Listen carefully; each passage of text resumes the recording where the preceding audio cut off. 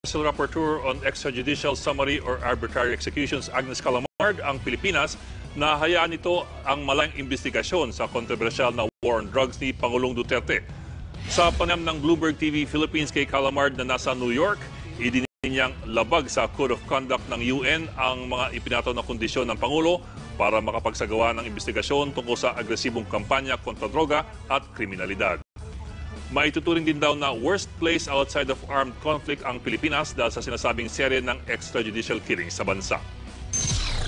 The Philippines is standing out as one of the worst places right now outside an armed conflict situation because of the scale of the killing, but also because the human rights crisis is multifold. It is, of course, the alleged extrajudicial executions. It is the impunity, but it's also a crisis related to the health sector, the right to health. It's a crisis related to detention. It's a crisis related to the very high rate of incarcerations and the overcrowdedness of the prisons.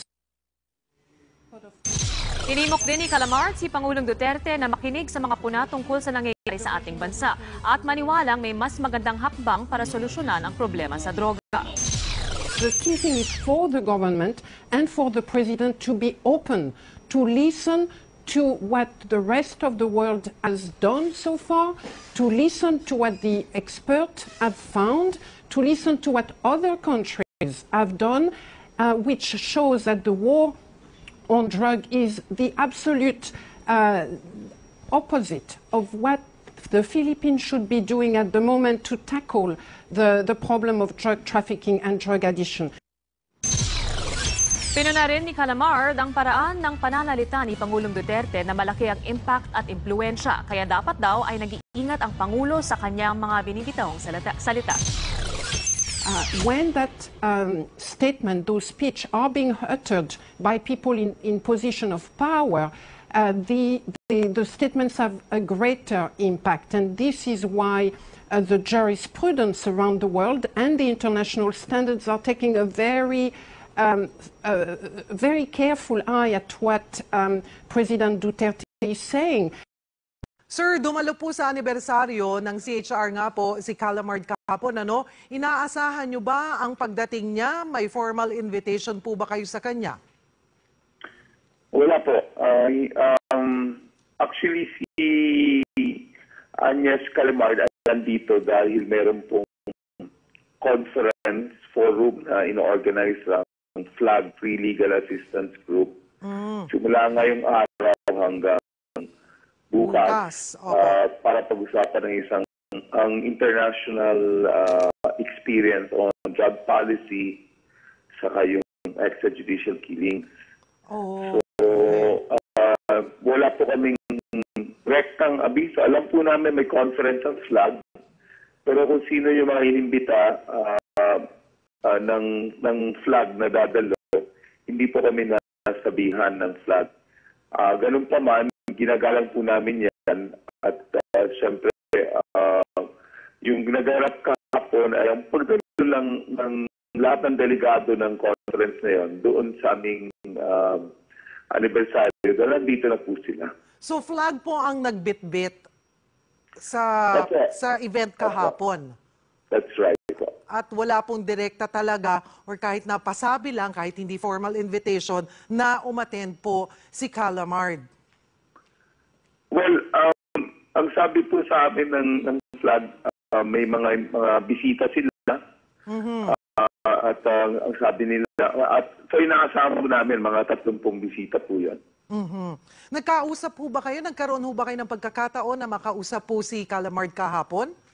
Opo, dahil siyempre, nung nalaman na po namin, nandyan siya, aminin ko po, medyo laking tuwa rin ko po. Dahil isa po kami sa nananawagan na dapat papasukin po si Agnes Calamard dito. Opo. At siyempre, sinunggaban ko na po yung pagkakataon, lumapit po ako sa kanya. Kinamayan ko po siya at nagpakilala. Ano po ba ang inyong napag-usapan? Maaari niyo po bang idetalye sa amin? usap kami at nagsabi ko ako sa kanya, baka pwede kami magkaroon ng masinsinang pag-uusap. At sabi naman po niya, siguro habang nandito pa siya, ay pwede naman po kami mag-usap ng bagay-bagay tungkol sa mga kaganapan dito. Pero nilinaw po ng flag, nilinaw na rin po niya, na yung kanyang pagpunta rito ay di sakot ng patuloy niyang hiningi na paanyaya mula sa gobyerno. Kasi bilang special rapporteur, kailangan po niya ng official invitation para magawa yung kanyang mandato mula sa gobyerno. Dahil wala pa siyang yung official invitation, ang kanyang pagbisita dito ay yung tinatawag na academic visit. Opo. Hindi po ito official visit. At pagka academic visit po, yung anuman na marinig niya, makalap na mga balita at iba pa, hindi pa niya pwede ito ipasok sa kanyang official report. So kailangan pa rin po yung tinatawag na official invitation para makonduct niya yung kanyang duty as a special rapporteur. At kaya patuloy siyang humingi ng gano'n. Kung maalala po natin, inibitahan po siya ng gobyerno pero biglang binawi yung imbitasyon. Opo.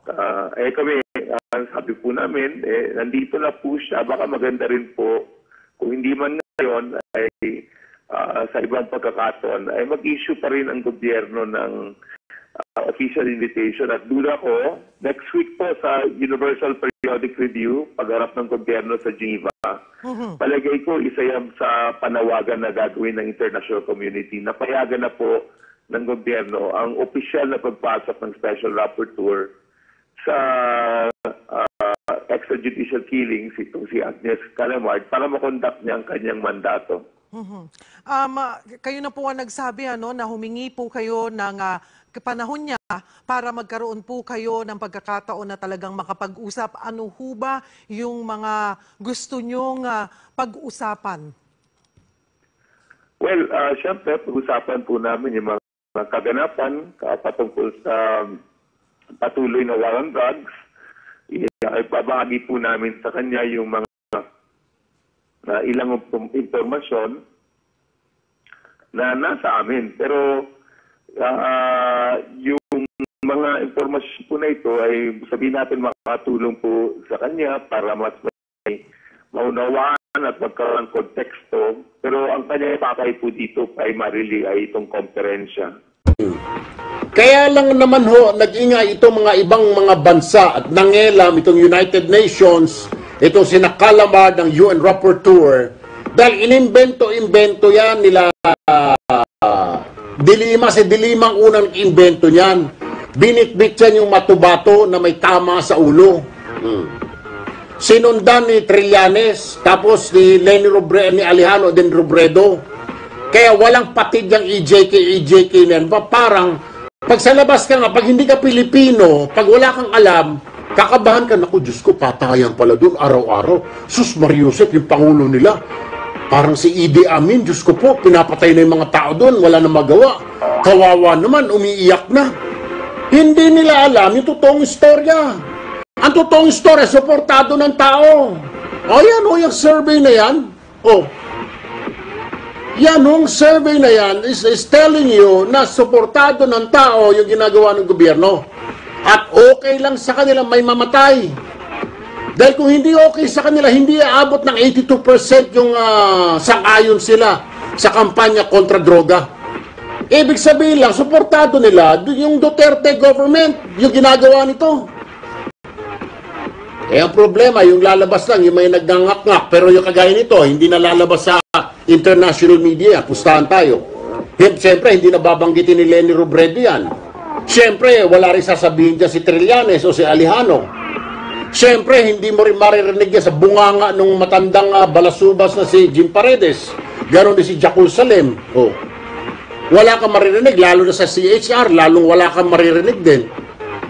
Ang maririnig mo lang yung mga kontra ng mga iilan na dilawan, hina-highlight ng mga dilawan din na dyaryo, dilawan na TV, dilawan na radyo, hina-highlight nila. Pero yung ganitong balita, hindi binabalita. ida-drop off nila yan.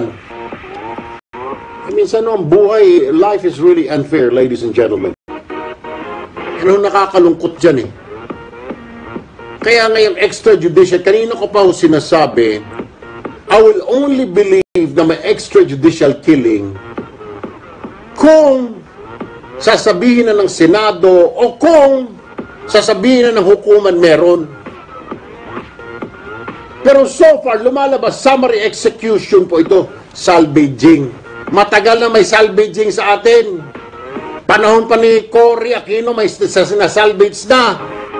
Ramos, Erap, Gloria, lalo na kay Pinoy.